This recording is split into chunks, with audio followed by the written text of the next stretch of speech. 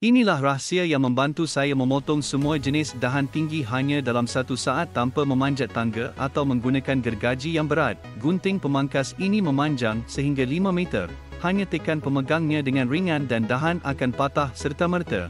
Sama ada anda seorang wanita atau warga emas, anda boleh menggunakannya kerana reka bentuknya yang ringan, kukuh dan dibantu kuasa. Dahulu, setiap kali saya memotong dahan, saya perlu memanjat tinggi, tangan saya menggigil dan ia sangat berbahaya.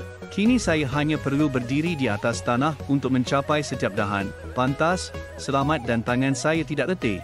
Gunting ini menggunakan bilah keluri SK5 Jepun yang tajam, boleh laras dari 1.5 hingga 5 meter, sesuai untuk semua jenis tumbuhan di taman. Tawaran istimewa, diskaun 50% dan penghantaran percuma untuk 30 pelanggan pertama.